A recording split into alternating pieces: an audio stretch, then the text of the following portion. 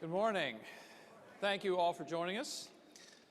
We're going to talk today a bit about the Russia investigation. And you know, there have always been two Russia investigations. There's the one that is searching for that most elusive of creatures, collusion, and it's run by the special counsel, Robert Mueller, and the Justice Department and the Senate Intelligence Committee. And we hear about it 24/7. It's on everywhere in the news. But then there is a second Russia investigation, and that is the one looking into what the United States government, what its intelligence agencies and law enforcement agencies did in targeting a presidential campaign in 2016. And we have here two men who have played key roles in looking into that. Representative Devin Nunes of California,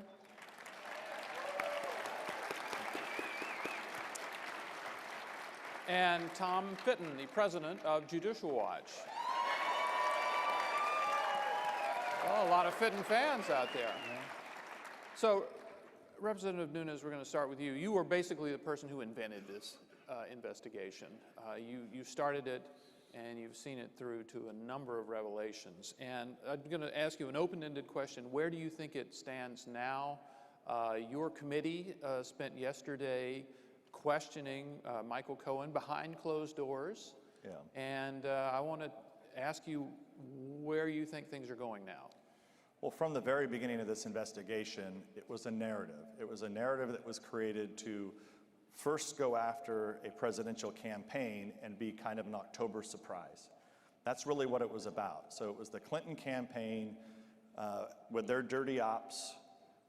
And then, sadly, what we discovered is they fed that into the FBI, and then it was used against a presidential campaign and then now a sitting administration. So you have to look at everything as almost like a movie script, like a fictional movie script. So you brought up yesterday. So yesterday we had the president's former lawyer in, not for the first time, it was the second time. He already came in behind closed doors. He was already busted for lying to Congress. But what you saw yesterday, it was behind closed doors, Byron. And why was it behind closed doors? Because they want it to be secret, so that then they can run out and they can talk to all the mainstream media who are in search of that ever elusive collusion, conspiracy, obstruction animal. I want to be clear. You held it, because the chairman decided to, in this secret room called a SCIF, where you can discuss the most classified information. And Michael Cohen does not have a government security clearance, right? So he can't discuss. He doesn't have classified information. And your members, you know classified things, but you can't tell Michael Cohen because he doesn't have a clearance. Right. So it's a way to, so the audience understands, it's a way to keep everything secret, even though there's nothing that Michael Cohen knows that would be classified, and there's nothing that we could share with him that would be classified. So that's why I say this was all about building the narrative out, because what do they want to have? Even though Michael Cohen, we asked over and over, you know, at least what you saw publicly, and even his lawyer last night said that he's not changing his position. He testified a year and a half ago that he had no evidence of collusion, conspiracy, or obstruction. It's still the same today. His lawyer said so last night on television. But what he did say now is that there's this, I mean, you have to really wear your tinfoil hat to believe this, that there's a secret code that Donald Trump talks in, and that's what Michael Cohen knows. Right. That's it. Now, I want to come to Tom, and basically you're a leader in doing this sort of investigation outside of government. And you have perfected the art of using a lawsuit to try to shake loose information. So what are you trying to shake loose right now? Well, we want to know about the deep state effort to overthrow the President of the United States. You know, in many ways, it's remarkable. The President is a crime victim. He was targeted illegally by the Obama administration.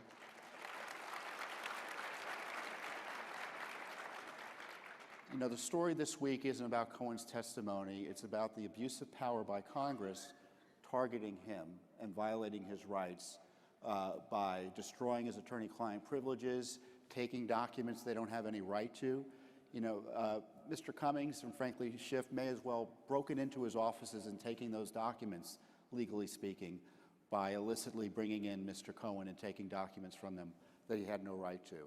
And it's, Judicial Watch that is getting these documents out. The trouble with Congress is that they're able sometimes to get documents but can't release them.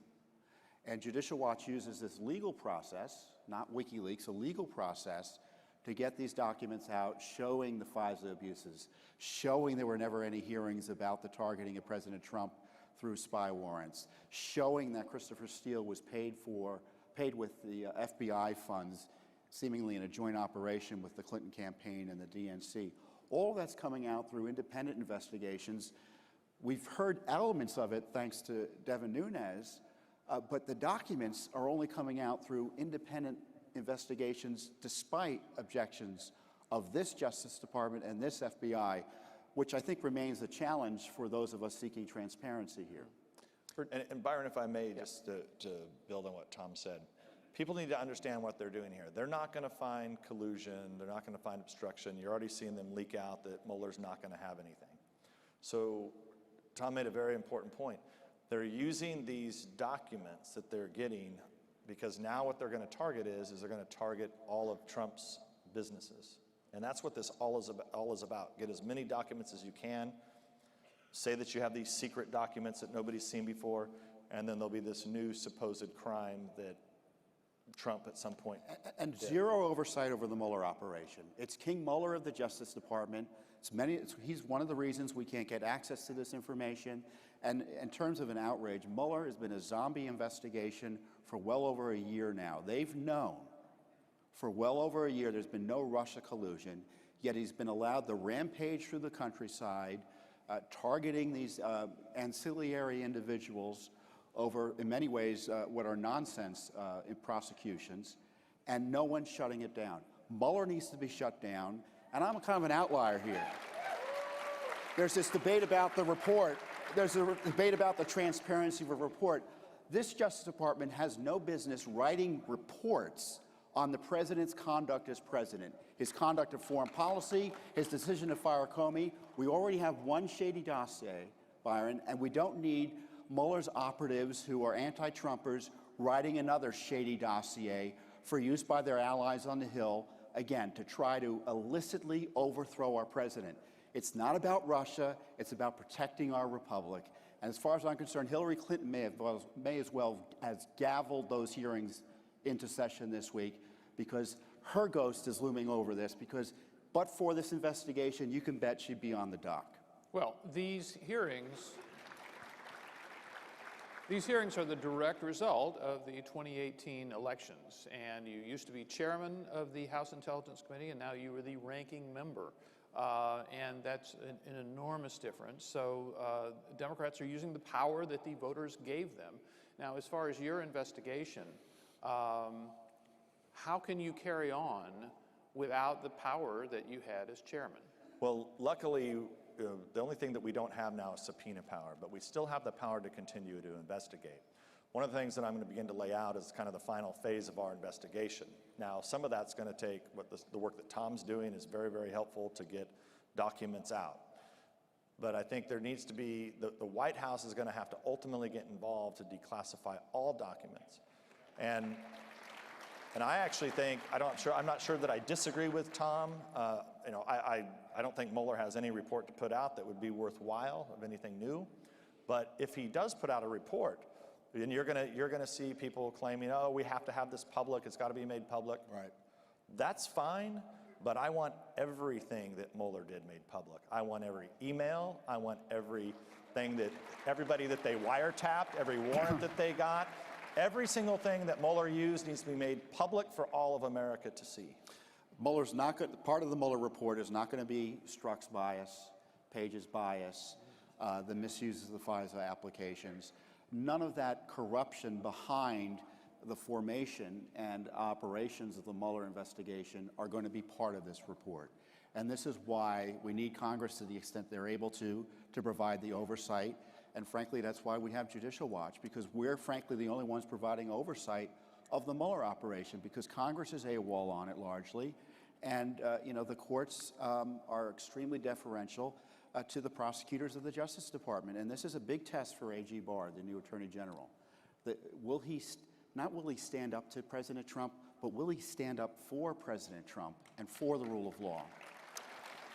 Let me go now to the Congressman, and looking back on these 2 years of the Trump administration that you were the chairman, I think one of the things that really surprised a number of Republicans outside of Congress was when you began to try to find out what the FBI, what the Justice Department had done in the Trump investigation.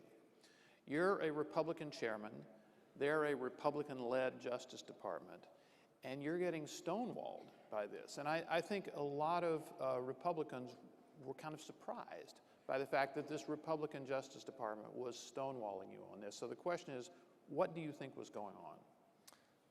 Well, the Republicans never had, the Trump administration never had control of the Justice Department. I mean, that's really what happened. Well, they appointed the Attorney General. They were, right when Attorney General Sessions came in, and his biggest problem is that they had set him up, and they came to him and said, we've got this information, you're going to have to recuse based on these rules of the Justice Department. And that was the single biggest mistake that I think Attorney General Sessions ever made, and it really set back everything, because the Attorney General at the time, former Senator, he of all people knew when they came to him and said, we're looking, we have a counterintelligence investigation into the Trump campaign and you and everybody else. He should have looked in and said, what the hell is wrong with you people? Get the hell out, you're all fired. I mean, he had to know that the Trump campaign wasn't colluding with Russians. You know, and this Justice Department has been frustrating for Judicial Watch because the deep state, or frankly the top state that's refused to exercise their prerogatives in terms of getting this information out, it's been worse for us in many ways in terms of transparency than it was under the Obama administration. Really? At least with the Clinton emails, the Obama administration knew the whole world was watching. But once President Trump came into power, they thought they could do whatever they want because Sessions had recused himself, and the political leadership of both the Justice Department and the FBI are institutionalists. They kind of defer to the bureaucrats because there's always a good legal argument not to be transparent. But it doesn't help self-government, and it doesn't help us battle corruption. So you've got this institutional interest versus the interest that you have in making sure these government agencies are kept under control. For instance, while they're going full bore, this Justice Department, against President Trump, we're still litigating over Clinton emails, and they're opposing us every which way. And just recently, it was over the objections of this Justice Department that a federal court judge granted us discovery. We'll be gathering evidence. We'll be questioning Hillary Clinton's lawyer. Justice Department won't. Congress won't. And all of this is over the objections of the State Department and Justice Department. It's extraordinary. These agencies are targeting the president for removal, and I don't mean at the top level, but institutionally, while protecting Hillary Clinton. The collusion continues. And don't forget, just to add an exclamation point to this, remember it took our investigation to uncover the House Intelligence Committee, the Republicans. We're the ones that uncovered Bruce Orr, who was the #1 career official in the Justice Department, who was sitting next door to Rod Rosenstein's office. He was there until we uncovered that his wife was working for Fusion GPS, and he had essentially been acting as an FBI informant, meeting with Christopher Steele after Christopher Steele had been fired. Right. I mean, that's how high the corruption went, where you had basically people implanted at the very top of the Justice Department. And you know, hopefully now Barr's going to get in there and clean all this out. But we've had a 2-year delay in the start of this administration. And they're still hiding records. They're still hiding records, Byron. Text messages. FBI doesn't think text messages should be released under FOIA. So all those text messages you may be interested in from Andrew McCabe, Lisa Page, Peter Strzok, Congress may have some of them. The Justice Department and FBI think you should have none of them. And the bigger point, we should remind everyone that the very fact that we know that the dossier was assigned and paid for by the Clinton campaign, you discovered. We would not have known that without the House investigation. So, and I want to say Republicans specifically, because remember, the Democrats opposed every single move that we made. And I wanted to use that we to made. make my own little plea for radical transparency in this entire investigation. We need to see pretty much everything that both the Senate the House and the special counsel uncover in this. And as an example, your committee, when you were chairman, interviewed 50-plus figures in your own Russia investigation, including Michael Cohen and including Roger Stone. There are these transcripts. Right. You have them. And the committee voted unanimously, meaning Democrats too, voted unanimously last fall to make them public. But you had to send them to the intelligence community for clearance, just in case they might have something classified in them. And most of these were not classified. They're with private people like Michael Cohen and Roger Stone. And a lot of foot dragging has taken place, and we still have not seen these. Right. And what can you now, as a minority member of Congress, do to make this Well, this is actually not Congress's fault here, okay? We sent these last fall to the ODNI, okay, the Director of National Intelligence, right, who's supposedly checking with everybody, including the special counsel, sharing this testimony, okay? Now, that was September, and here we are, almost, well, I guess it's March, and there's absolutely no reason why this has not been released publicly. But at the end of the day, this is the White House. The White House needs to pick up the phone, call the DNI and said, enough, release this. Congress said release it, get it out. Why haven't they done that? That'd be a good question tomorrow when the president's here, you guys can ask him. Look, Devin Nunes is the exception that proves the rule in congressional oversight. Just typically, chairmen don't do the work that Nunes had done, and that's one of the reasons we're in the position we're in. This is a failure by the administration. It's a failure by Congress. It's 6 months since we first learned about the coup discussions at the Justice Department and FBI. Not one congressional hearing. Judicial Watch filed a federal lawsuit. Why are we doing all the heavy lifting with virtually no help from the administration, no help from Congress on this? This is a core. Forget about the national emergency on the border. I think there is a national emergency on the border. There's a national emergency in terms of this effort by the agencies to overthrow the president through these illicit coup discussions. If there were generals and colonels talking like this, you'd all know what it was. But because they're bureaucrats over at FBI and DOJ, media is giving it a pass. And of course, the media, Byron, your colleagues in the media. Thank you so much. You know, again, Byron, the exception that proves the rule in terms of oversight. Now, we have to close up, but I'd like to ask you in closing each to give your preview of the next 2 years in this. Democrats are in charge through at least the election of 2020. The special counsel is still in business, no matter what the rumors say. How does this end in the next couple of years?